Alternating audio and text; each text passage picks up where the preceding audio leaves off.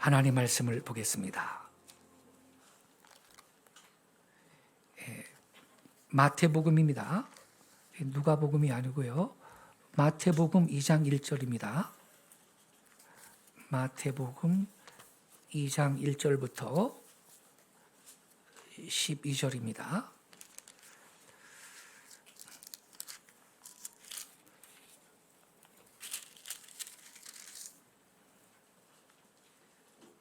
마태복음 2장 1절부터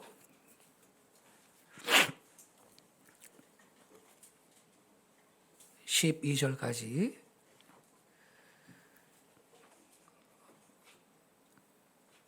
다 찾으셨죠? 예.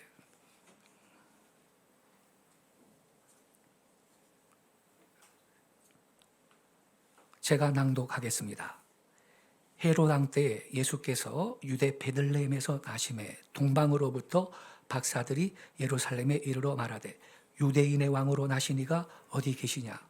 우리가 동방에서 그의 별을 보고 그에게 경배하러 왔노라 하니 헤롯 왕과 온 예루살렘이 듣고 소동한지라. 왕이 모든 대제사장과 백성의 서기관들을 모아 그리스도가 어디서 나겠느냐 물으니 이르되 유대 베들레헴이오니 이는 선지자로 이렇게 기록된 바. 또 유대 땅 베들레헴아 너는 유대 고을 중에서 가장 작지 아니하도다. 내게서 한 다스리는 자가 나와서 내 백성 이스라엘의 목자가 되리라 하였음이니이다. 이에 헤롯이 가만히 박사들을 불러 별이 나타난 때를 자세히 묻고 베들레헴으로 보내며 이르되 가서 아기에 대하여 자세히 알아보고 찾거든 내게 고하여 나도 가서 그에게 경배하게 하라. 박사들이 왕의 말을 듣고 갈새 동방에서 보던 그 별이 문득 앞서 인도하여 가다가 아기 있는 곳 위에 머물러 서 있는지라. 그들이 별을 보고 매우 크게 기뻐하고 기뻐하더라. 집에 들어가 아기와 그의 어머니 마리아가 함께 있는 것을 보고 엎드려 아기께 경배하고 보배합을 열어 황금과 유향과 몰약을 예물로 드리니라. 12절을 같이 읽겠습니다. 그들은 꿈에 헤롯에게로 돌아가지 말라 지시하심을 받아 다른 길로 고국에 돌아가니라. 아멘. 오늘 아침 함께 읽은 이 본문 말씀을 중심으로 메시아를 경배한 동방 박사들, 이러한 제목 아래 말씀을 드리겠습니다. 여기 2장 1절에 보면요, 헤롯 왕 때 예수께서 유대 베들레헴에서 나심에 동방으로부터 박사들이 예루살렘에 이르러, 이런 말씀이 있습니다. 흔히 사람들이 오해하는 한 가지는 예수님을 찾아온 이 동방 박사들은 3명이었다, 이렇게 말하는 것입니다.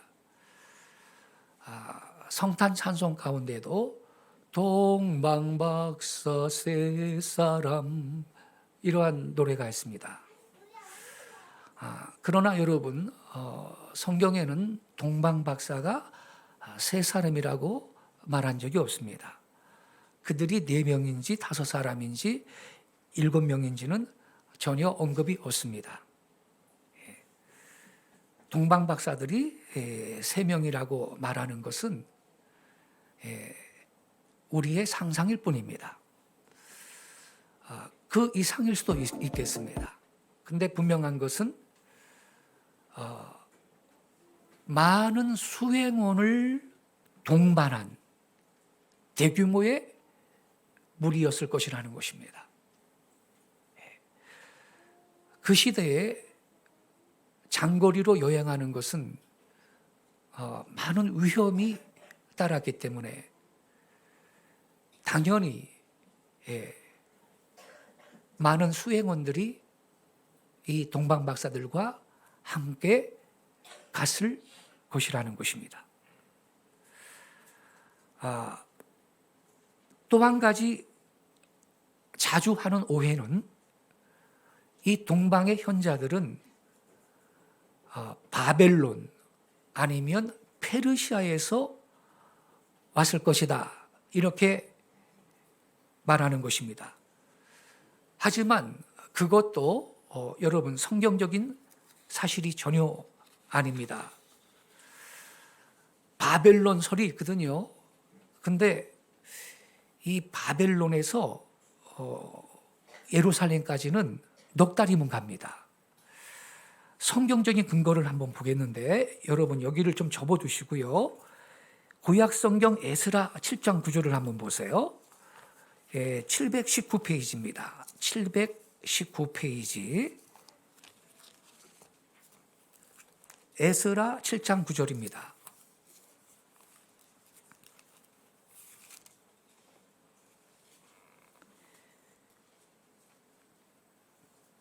우리 9절을 한 절만 같이 읽겠습니다.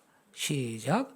첫째 달 초하루에 바벨론에서 길을 떠났고 하나님의 선한 손에 도우심을 입어 다섯째 달 초하루에 예루살렘에 이르니라. 여러분, 여기 첫째 달 초하루에 바벨론에서 출발했는데 다섯째 달 초하루에 예루살렘에 도착했다 써 있죠. 그러니까 넉 달 걸렸어요. 바벨론 나라에서 예루살렘까지는 4개월이면 가요. 그럼 페르시아는요? 오늘날 이란이거든요. 에스더가 한때 있었던 곳이죠. 페르시아에서는 석 달이면 가요. 예루살렘까지. 그렇다면 만약에 동방박사가 바벨론 사람이거나 페르시아 사람이라면 그들이 만난 아기 예수님은 베이비였을 겁니다. 갓난아기였을 거예요. 생후 3개월이나 4개월 요 정도 된 갓난아기였을 거라고. 그렇죠, 여러분? 그런데 여기 마태복음 2장 말이죠. 여기에 이 동방박사들이 만나서 경배한 이 아기, 여기 마태복음 2장에 기록된 이 아기라는 이 단어의 헬라어 원어는 파이디온이라는 단어인데 이건 갓난아기가 아니고요. 어린아이예요. 그래서 영어 성경은요. 이 마태복음 2장에 이 동방박사들이 만난 아기를 영어 성경은 young child라고 번역을 했어요. 근데 누가복음 2장에는 목자들이 들에서 양을 치던 목자들이 밤중에 양을 지키고 있던 목자들이 천사들이 나타나 가지고서는 이 아기 예수님이 탄생했다고 알려주잖아요. 그래서 즉시 어디로 갔어요? 마국간 갔어요.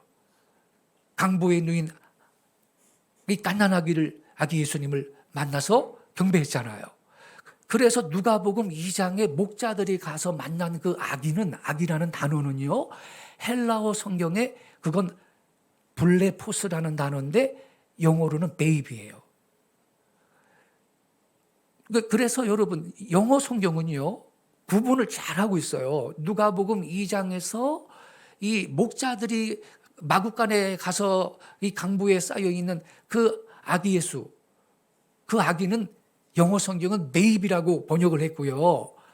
우리가 오늘 본문 이 동방박사들이 가서 만난 아기는 영어 성경은 young child라고 번역을 했어요. 헬라어는 달라요. 파이디온이에요. 어린아이라고요. 그래서 여러분 만약에요 이 바벨론 페르시아에서 동방박사들이 갔다 그랬다면 그들은 분명히 석 달이나 넉 달 걸려서 가는 건데 그들이 만난 아기 예수님은 베이비여야 합니다. 갓난아기. 그러나 이 동방박사들이 가서 만난 이 아기는 헬라어로 파이디온인데 young child, 어린아이를 만난 거거든요.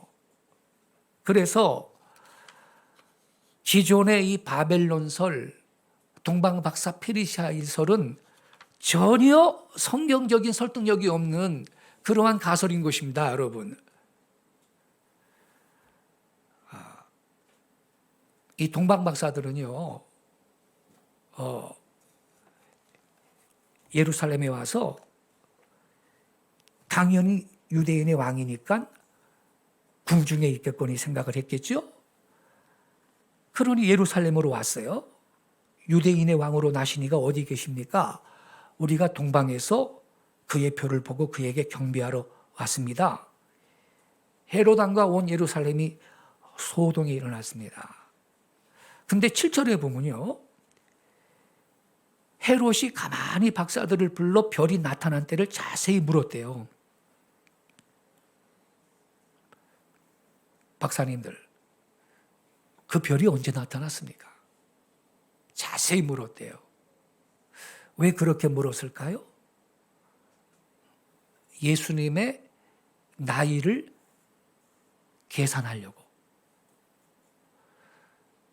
그 별이 언제 나타났는데요? 동방 박사들이 뭐라고 대답했겠어요? 2년 전에 봤습니다. 2년 전에 봤습니다. 아, 그래요? 아휴, 여기 오는데 2년이나 걸리셨군요. 수고하셨네요. 우리 서기관들이 지금 알려줬지요? 베들레헴에서 탄생한다고 성경에 써 있다는 거 알려줬지요? 거기 가세요. 가서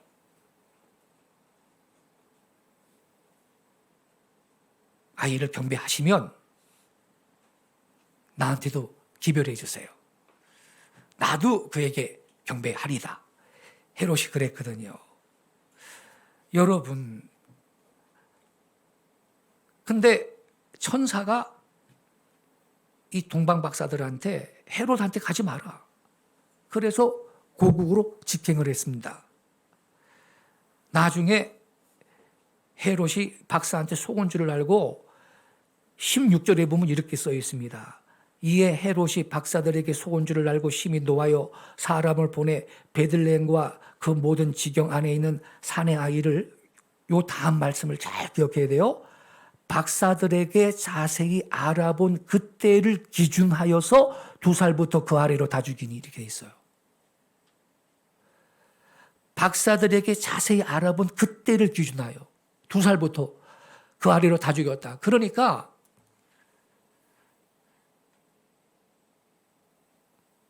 동방 박사들은요, 2년 걸쳐 온 거예요. 헤롯이 물어봤죠? 7절에 헤롯이 박사들을 불러 별이 나타난 때를 자세히 묻고, 아이고 박사님들, 그 별을 언제 보셨는데요? 당연히 박사들한테 자세히 알아본 그때를 기준해서 2살부터 그 아래로 다 죽였으니까 말이죠. 이때 동방 박사들은 우리 2년 전에 봤습니다. 그랬을 거 아닙니까? 그래서 지금 유대인의 왕으로 나신 그 아이가 2살 정도 됐겠구나. 군대들을 모아가지고 2살부터 그 아래로 베들레헴에 있는 아이들을 다 죽여버리라 그런 거거든요. 그러니까 다시 말씀을 드립니다만 여러분, 그래서 이 마태복음 2장에서 동방 박사들이 가서 만난 아기는 헬라어가 파이디온인데 영어 성경은 영 차일드라고요. 갓난아기가 아니라고요. 대략 2살쯤 된 아이였다고요. 그러니까 우리가 성극 같은 거 할 때, 성탄절날 성극 같은 거 할 때, 요셉과 마리아가 마구간에서 갓난아기를 안고 있는데, 안 그러면 구유의 아기가 누워 있는데 말이죠. 목자들이 와서 이쪽에서 경배를 해요. 근데 조금 있다가 동방 박사들이 또 오네, 이쪽으로. 그거 다 거짓말인 거예요. 그게 같은 시간대 사건이 아니라니까요. 2년의 시간적인 격차가 있는 거예요, 여러분.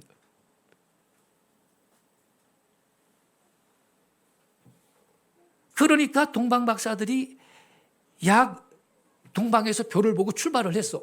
별을 딱 보고, 유대 나라의 메시아가 탄생했구나. 이걸 알아요. 그 출발하는 거예요. 그때 베들레헴에서는 들에서 양을 치던 목자들이 천사들의 그 기별을 받고 마구간으로 갔죠. 갓난아기이신 예수님을, 강보에 쌓여서 구유에 누워있는 예수님을 경배했죠. 그 베이비. 근데 동방 박사들은 그때부터 출발하는 거예요. 약 2년 거쳐가지고.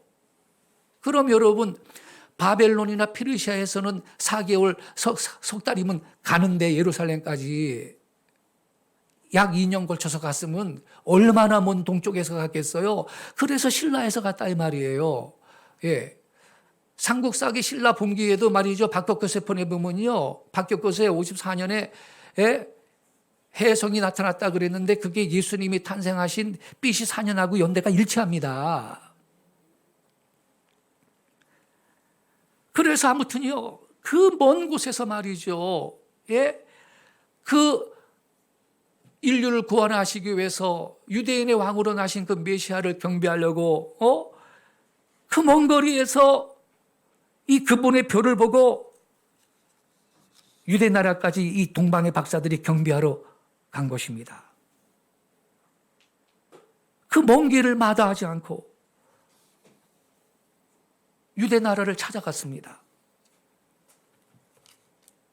성도 여러분, 우리가 이 말씀에서 뭘 여러분 배워야 되겠습니까? 우리가 해야 할 일 가운데 가장 중요한 일은요, 예수님을 경배하기 위해서 나오는 것입니다. 아멘이십니까? 아유, 요새 코로나도 무슨 뭐 또 유행하는데 집에서 유튜브 틀어놓고 막 소파에 앉아가지고선 뭐 그렇게 예배하지. 그거 여러분 옳지 않은 것입니다. 아니, 여러분, 제가 작년에도 말씀드렸죠. 이마트고 말이죠. 홈플러스고 말이죠. 다 문 열고 쇼핑하러 가는데 말입니다. 거기는 불특정 다수가 시도 때도 없이 종일 출입하는데 교회는 주일날 말이죠. 11시 1시간 예배 드리고서는 다 집에 가는데 어디가 더 안전합니까? 교회가 더 안전합니다. 아멘이시죠? 우리는요, 예수님을 예배하기 위해서 그분 앞에 나와야 하는 것입니다.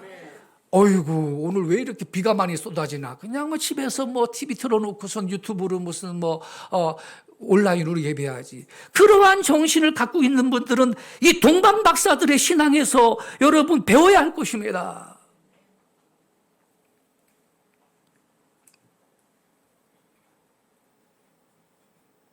우린 믿음으로 살아야 돼요.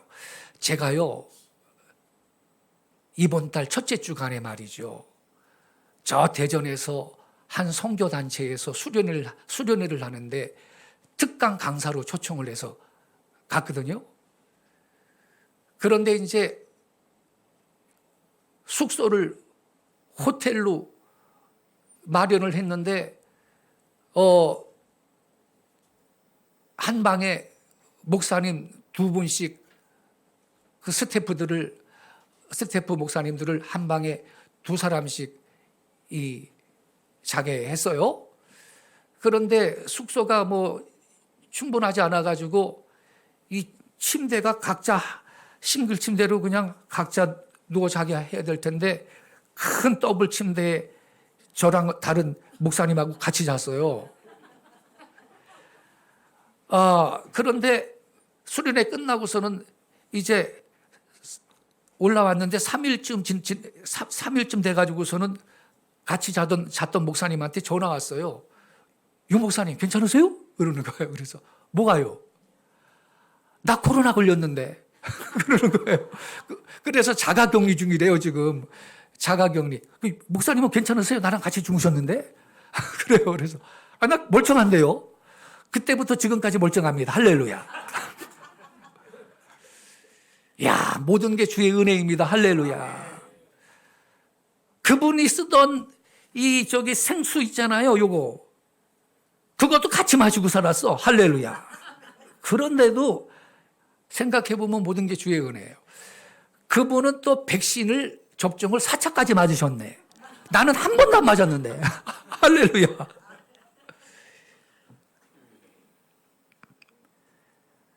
우린 믿음으로 살아야 됩니다. 주님께서 우리를 지키시고 보호하실 것입니다. 우리는요, 내 생애 가운데 가장 해야 할 중요한 일은 뭐냐? 예수님을 경배하기 위해서 그분 앞에 나가는 수고를 해야 하는 것입니다. 그러한 수고는 기본인 것입니다. 주님을 편리하게 믿습니까? 형편 따라 믿습니까? 상황 따라 믿습니까? 그게 신앙입니까?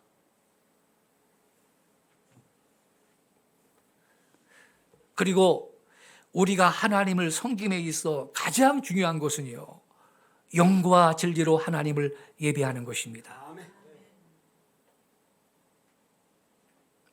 이것은요, 우리의 신앙을 좌우하는 기본이 됩니다. 이 일을 소중히 알고 정성을 다할 뿐만 아니라 그 시간을 늘 사모하고 기쁨으로 예배한다면 분명히 신앙이 돈독해질 것이며 큰 은혜를 받아 건강한 믿음으로 살면서 하나님께 영광을 돌리는 성도가 될 줄로 믿습니다. 그러나 반대로 예배를 등한히 하면 신앙이 쇠퇴하고 갖고 있는 신앙까지 다 잃어버리게 될 것입니다. 여러분, 주일에 예배 드리는 것은 소중한 일입니다. 시편 기자는 시편 122편 1절에 이렇게 고백했습니다. 사람이 내게 말하기를 여호와의 집에 올라가자 할 때 내가 기뻐하였도다. 할렐루야. 우리는 기쁨으로 주님을 예배하기 위해 주님의 집에 나아가는 것입니다. 공산주의자들은요, 종교는 인민의 아편이라고 하면서 종교 말살 정책을 펼쳤습니다. 그 공산주의 종주국 구소련은 70년 만에 망했습니다. 그들은 지금도 그 70년을 잃어버린 70년이라고 러시아 사람들은 부릅니다. 공산주의 실험은요, 실패로 끝난 겁니다, 여러분. 교회를 파괴하고 성경책을 불태우고 기독교인들을 핍박하고 죽였습니다. 그 결과 공산국가들은 예외 없이 비참하게 망했습니다. 미국은 그들의 조상 청교도들이 학교와 자신의 주택을 짓기 전에 먼저 예배당 짓고 하나님께 예배드렸습니다. 그들의 화폐인 달러에는 우리는 하나님을 신뢰한다. 우리는 하나님을 믿는다. In God we trust. 이러한 문장이 적혀 있습니다. 세상 어느 나라 돈에 이러한 문장이 있습니까? 이건 결코 우연한 일이 아닌 것입니다. 세계를 여행하다 보면 기독교를 받아들이고 하나님께 예배하는 이 예배당이 많이 세워진 나라들은 복을 받은 반면 우상을 숭배하는 나라들은 가난하게 사는 것을 볼 수가 있는 것입니다. 우리 북한 보세요. 북한. 불쌍하지 않습니까? 지금 먹을 것이 없어 굶어 죽는 사람도 있지만 이 겨울에 얼어 죽는 사람들이 부지기수로 많다는 겁니다. 지금 북한이.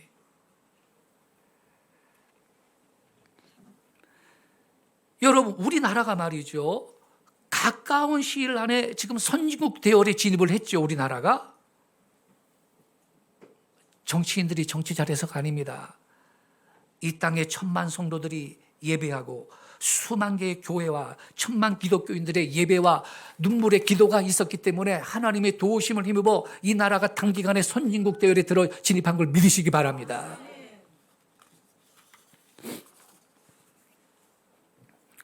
프랑스의 나폴레옹이 워털루 전쟁에서 참패해가지고 세인트 헬레나 섬에 유배 생활하고 있을 때였습니다. 한 기자가 그에게 찾아와가지고 당신의 평생에서 가장 행복했던 때가 언제입니까? 물었습니다. 나폴레옹이 눈을 감고 회상을 하더니 치열한 전투가 있었던 어떤 주일이었죠. 그때 나는 쫄병이었지만 아침에 철모를 벗고 교회 가서 하나님께 감사하고 눈물 흘리며 예배할 때가 있었습니다. 바로 그때가 내게 있어 가장 행복했던 때였습니다.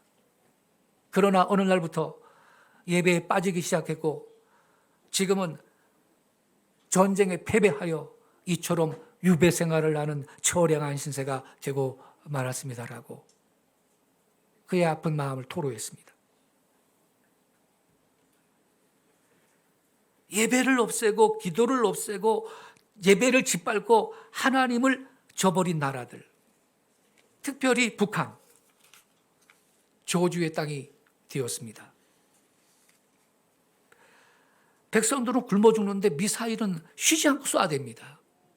그래서 여러분, 소위 대북 인도적 지원이라는 말이죠. 그거는 속이는 말입니다. 대북 인도적 지원이라는 것은요, 사실은 북한 정권을 도와주는 역할을 하는 겁니다. 비인도적인 행동인 것입니다. 미사일 쏘는 거 보세요. 북한 정권이 돈이 얼마나 많나. 그거 가지고 백성들을 먹여 살려야 하는 것입니다. 성도 여러분, 우리가 각양 은혜와 축복을 받는 길은 하나님을 예배하고 사모하고 그분을 기뻐하며 하나님 앞에 영광 돌리는 것이라는 걸 믿으시기 바랍니다.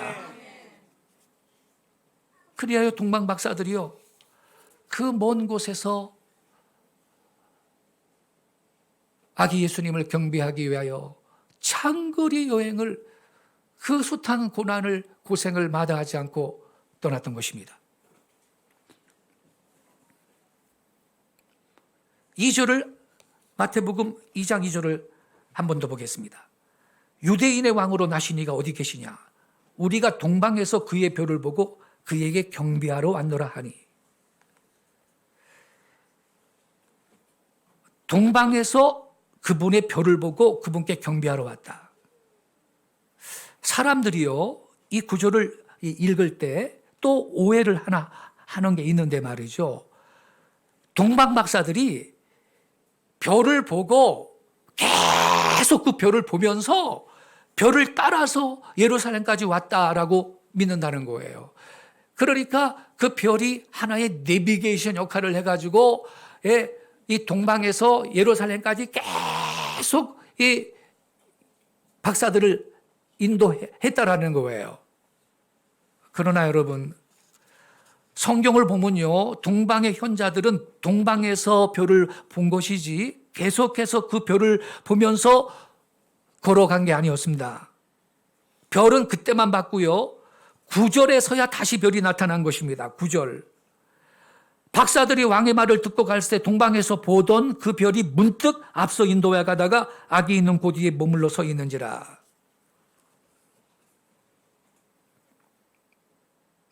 구절에서 다시 나타난 겁니다. 그러니까 보세요. 만약에 동방 박사들이 계속해서 동방에서 별을 본 다음에 그 별을 계속 보면서 그 별을 따라서 여러분 유대 나라까지 갔다면 베들레헴으로 직행을 할 일이지, 뭐 때문에 예루살렘 가가지고서는 그 아기 예수님이 유대인의 왕으로 나신 그 분이 어디 계시냐고 왜 물어봐요. 하나님께서 별을 통해 가지고 동방 박사들을 아기 예수님께 처음부터 끝까지 인도했다면 예루살렘 거칠 필요 없어요. 베들레헴으로, 아기 예수님 계신 베들레헴으로 직행을 하는 거죠. 그렇죠, 여러분? 그래서 이 그 구절에 보면요, 박사들이 왕의 말을 듣고 갈 때 동방에서 보던 그 별이 문득 앞서 인도해 가다 그랬는데, 동방에서 보던, 이것은 영어 성경에 saw, 보았던 그 별을, 동방에서 보았던 그 별이요. 동방에서부터 보아왔던 별이 아니라니까, 여러분. 헬라어나 영어는요, 이 시제가 아주 정확합니다.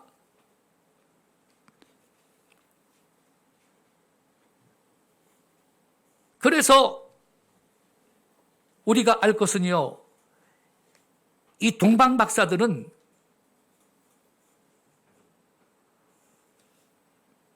그들을 인도했던 가장 중요한 계시가 뭐였느냐?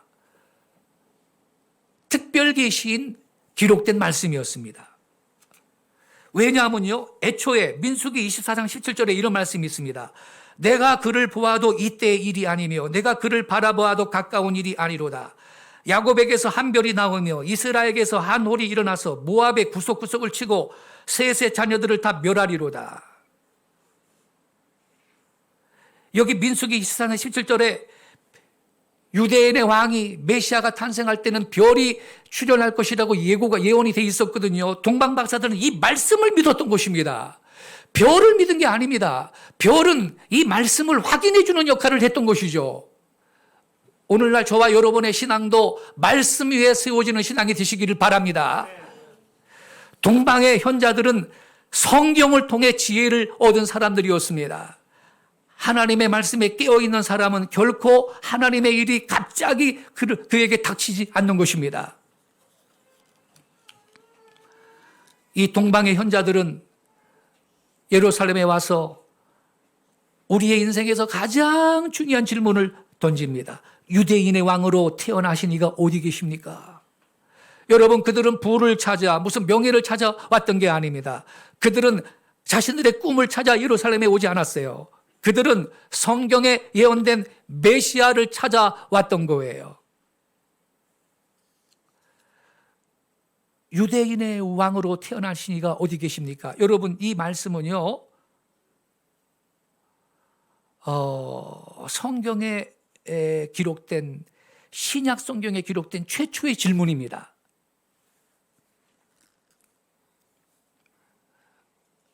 여러분들은 지금 누구를 찾고 있습니까? 무엇을 찾고 있습니까? 오늘날도 저와 여러분이 이 동방의 박사들처럼 하나님을 찾아 나서면 그분은 우리를 만나 주시는 걸 믿으시기 바랍니다. 예레미야 29장 13절에 또 너희가 마음을 다하여 나를 구하면 나를 찾을 것이요 나를 만날 것이라 그랬습니다. 이사야 55장 6절에는 너희는 만날 만한 때 주를 찾으라 가까이 계실 때 그를 부르라 말씀했습니다. 아모스서 5장 4절에는 주께서 이스라엘의 집에게 이같이 이르시되 너희는 나를 찾아라 그리하면 너희가 살리라. 할렐루야. 주님을 찾는 사람은 그 심령이 살아나는 걸 믿으시기 바랍니다. 그 가문도 살아날 거고 그 사업도 살아날 거고 생명의 역사가 풍성한 삶을 하나님이 주실 줄로 믿으시기 바랍니다. 동방의 현자들이 무엇 때문에 메시아를 찾았습니까? 소원 빌기 위해서 찾았습니까? 간절한 기도 제명에 의해서 찾았습니까? 그들의 동기와 목적은 순수했습니다. 2절 하반절에 그분께 경배하러 왔노라. 마리아를 경배하러 온 게 아니라 예수님을 경배하러 왔습니다. 그들은 올바로 경배의 대상을 찾았습니다.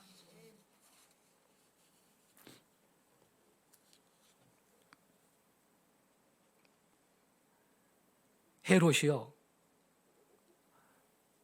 동방 박사들이 유대인의 왕으로 나신 이가 어디 계시냐고 동방에서 그의 표를 보고 경배하러 왔다고 말을 하니까 깜짝 놀랐어요. 아이고, 내 왕권을 위태롭게 할 인물이 태어났구나. 그거 잘하기 전에 죽여야 되겠다 생각을 했죠. 7절 8절에 보면요, 헤롯이 은밀하게 지혜자들을 불러서 그 별이 나타난 시간을 부지런히 물어봤다는 거예요. 그리고 베들레헴으로 보내면서 그 아이를 찾거든 나한테도 좀 전달해 주세요. 나도 가서 그에게 경배하리라 그랬습니다. 근데 7절 8절에 보면 이 헤롯이 동방 박사들한테 별이 나타난 시간을 자세히 물었다 그랬잖아요. 왜 그랬죠? 아까 말씀드렸죠? 별이 나타난 시간과 그들의 여행하는 데 걸리는 시간을 합치면 현재 예수 그리스도의 나이를 알 수 있거든요. 그래서 동방 박사들이 우리 2년 전에 보고 왔는 출발했는데요. 그래서 헤롯이 2살부터 그 아이를 다 죽여버린 거죠. 그래서 여러분, 많은 성화들이나 성탄절 카드나 영화들에서 동방 박사들이 마구간에서 마리아한테 이 안겨 있는 예수님께 보배압을 바치는 것처럼 그렇게 묘사하고 있지만 이건 사실이 아닙니다, 여러분. 헤롯은 시각을 자세히 묻고 나서 아기라고 말하지 않고 영 차일드, 어린아이라고 말하고 있습니다. 이건요, 아기 예수님이 태어난 이후로 시간이 상당히 흘렀음을 보여주는 것인데 동방 박사들이 만난 아기는 이때 대략 2살입니다.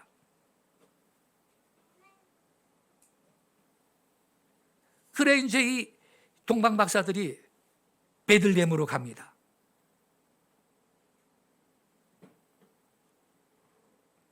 왜냐하면 헤롯이요, 신학, 당시 오늘날로 말하면 신학 박사들 다 불러 모았어요. 그리고 물어보죠. 지금 동방에서 지금 이방인들이 유대인의 왕으로 태어나신 이를 경배하겠다고 왔는데 그저 메시아가 성경에 어디서 태어난다고 써 있습니까? 신학 박사님들한테 물어본 거죠. 그러니까 미가서 5장 2절을 펼쩍 펼쳐가지고서는 유대 땅 베들레헴아, 너는 유대국 중에서 작지 아니하다 너를 다스릴 자가 내게서 나온다. 베들레헴에서 태어난다고 써 있습니다. 알려줘요. 그러니까 헤롯이 베들레헴으로 보내잖아요. 동방 박사들을 찾아보고, 그리고 경배한 다음에 나한테도 좀 기별해달라고, 나도 그한테 가서 경배하겠다고. 그래 이제 이 동방 박사들이 9절 10절을 보면요, 이렇게 써 있습니다. 그들이 왕의 말을 듣고 떠나가더니 보라, 동방에서 보았던 그 별이 그들을 앞서가다가 어린 아이가 있는 곳에 멈추어 서 있음에 그들이 그 별을 보고 크게 기뻐하더라. 성경은 분명히 동방에서 보았던 그 별이라고 말함으로써 이 별은 동방에서 보였고 한동안 사라졌다가 다시 예루살렘에서 베들레헴으로 갈 때 하늘에서 보였던 겁니다. 그러니까 여러분, 별이 이 동방 박사들을 인도한 것은 동방에서부터가 아니고 예루살렘에서부터 예수님이 계신 곳까지였습니다. 이 거리는 약 10km 정도입니다. 예루살렘에서 베들레헴까지가 10km예요. 별은 10km 정도를 인도한 겁니다. 예수님이 계신 집을 정확하게 인도해 주었던 것입니다. 이때 여러분, 이 박사들은 동방에서 그 별을 봤을 때보다 이들은 더 기뻐했습니다. 처음 볼 때보다 다시 볼 때 더 기뻤습니다. 왜? 이들이 그렇게 사모했던 예수 그리스도 앞으로 인도함을 받았기 때문입니다. 드디어 찾아 나섰던 유대인들의 왕으로 태어나신 이한테 이 박사들이 당도했습니다. 여러분, 우리는요, 이 신앙생활을 하면서요, 처음에는 단순한 계기로 믿었다가요, 점점 믿음 생활을 해 나가면서 더 분명한 증거와 체험과 말씀을 얻음으로써 더욱 기뻐하게 되는 것입니다. 그만큼 우리는 주님의 주시는 더 큰 기쁨 가운데 우리는 살아갈 수가 있는 것입니다. 동방의 현자들이 동방에서보다 지금 훨씬 더 깊고 강한 믿음을 소유하게 되었다라는 것은 두말할 필요조차 없는 것입니다. 이들은 체험했습니다. 눈으로 봤습니다. 들었습니다. 누구나 오늘날도 주님을 찾아 나선 사람들은 궁극적으로 주님과의 더 깊은 인격적인 만남을 갖게 되는 겁니다. 그리고 그들의 신앙은 그만큼, 그들의 영성은 그만큼 깊고 높아지는 것입니다. 11절을 보겠습니다. 그들이 집으로 들어가 그 어린 아이가, 제가 그 킹제임스 성경으로 읽어드리는 거예요. 그래서 어린 아이가, 이렇게 한글 킹제임스 성경은 어린 아이로 돼 있어요. 영 차일드. 그들이 집으로 들어가 그 어린 아이가 자기 어머니 마리아와 함께 있는 걸 보고 엎드려 아이에게 경배하고 자기들의 보물함을 열어 황금과 유향과 모략을 선물로 드리니라. 여러분, 마구간에 갔나요? 동방의 박사들이? 분명히 집에 들어갔다 그랬어요. 이 집에는 갓난아기가 아닌 어린아이, 영 차일드, 대략 2살쯤 된 예수님, 그 어린아이가 마리아와 함께 있었습니다.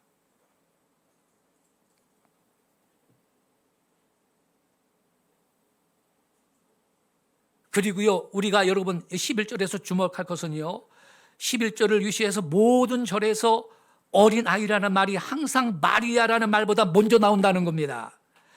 무슨 뜻입니까? 이것은 마리아가 중요한 게 아니다 이 말이에요. 마리아가 중요한 게 아니라 이 어린아이가 중요하기 때문인 것입니다. 성경의 진짜 저자이신 성령님께서 이 순서까지 섬세하게 개입하심으로 마리아 숭배를 처음부터 차단하고 있는 것입니다. 예수님은 항상 갓난아기고 이렇게 있고, 마리아는 항상 부각돼가지고 예수님을 갓난아기를 안고 있고 마리아를 숭배하는 이 가톨릭이 잘못된 것입니다, 여러분. 동방의 현자들은 어머니 마리아 품에 안긴 아기 예수님께 경배한 게 아니고 그냥 어린 아이로 자라나신 예수님께 경배하고 그분께 보물함을 열어서 선물로 드렸습니다. 이 보물은요, 하나님께서 마리아와 요셉에게 주신 아기 예수님의 양육비입니다. 지금 있죠, 헤롯이 속은 줄 알고 2살 이하의 아이들을 다 죽이라고 하잖아요. 그래서 이 꿈에 동방박사들한테 헤롯한테 가지 말라 그랬잖아요. 요셉한테 하나님이 꿈으로 현몽하여서 말씀하셨죠. 헤롯이 아이를 죽이려고 한다. 너는 애굽으로 도망가라 그래요. 그래서 여러분, 동방박사들이 그때 예물로 드린 황금, 유향, 모략 이거 꼭 가거든요. 다 이거 이집트로 도망가서 살 때 도피 자금으로 사용했던 것입니다. 할렐루야. 이 황금과 유향과 모략 때문에 헤롯이 죽을 때까지 요셉의 가정은 아기 예수님과 함께 이집트에 기거할 수가 있었던 것입니다, 여러분. 그러니 동방박사들의 역할이 얼마나 훌륭한 것입니까, 여러분?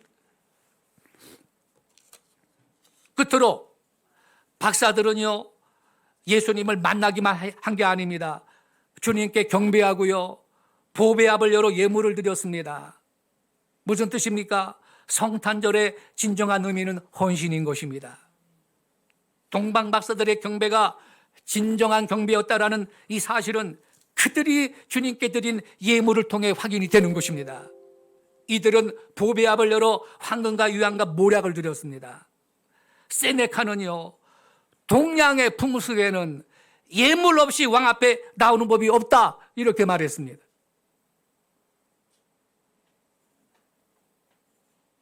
예물 중에서도요, 황금, 유향, 모략은 매우 값지고 귀한 것이죠. 그들은 자기들이 가지고 있는 가장 귀한 것을 주님께 드렸습니다. 그들은 그들의 몸과 마음을 먼저 드리고 그 증표로서 이 귀한 예물을 바쳤던 것입니다.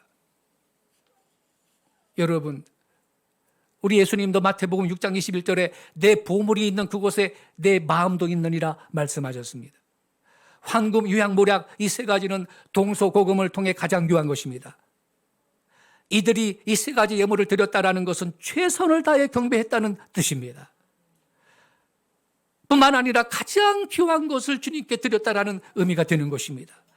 그러므로 성도 여러분, 오늘 우리가 성탄절 축하 예배를 드리는데 내 삶에 있어, 나한테 있어 가장 귀한 것이 무엇인지 한번 생각해 보시기 바라요. 주님의 영광을 위해 필요하다면 나의 재능도 시간도 보물도 들여 헌신할 수 있는 이 시간이 되시기를 바랍니다. 나 주님이 더욱 필요해, 이전보다 더욱 필요해. 우리가 자주 부르는 찬양입니다. 근데 여러분, 나는 주님이 필요하다 그러는데 주님은 얘야 나는 네가 필요하다 그럽니다. 아멘이십니까? 그런데 많은 분들이 자기의 재능을 주님 앞에 안 드립니다. 자기의 시간을 주님 앞에 안 드립니다. 자기의 물질을 주님 앞에 안 드립니다.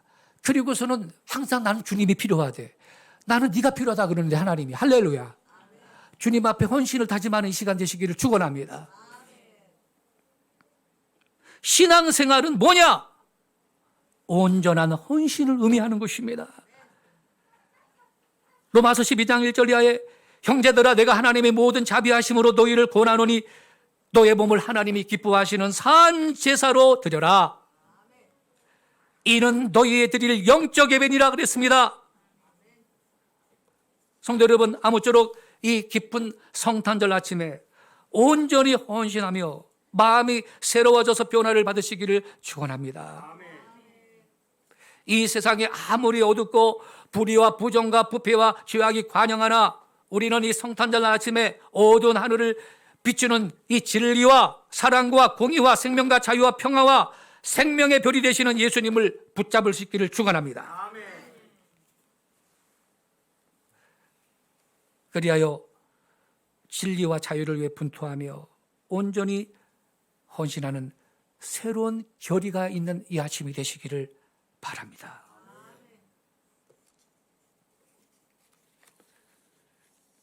2000년 전 메시아가 세상에 오셨을 때 풍경을 이제 정리하고 마치겠어요. 세 부류의 사람들이 존재했죠. 첫 번째는 동방박사님들. 그 먼 곳에서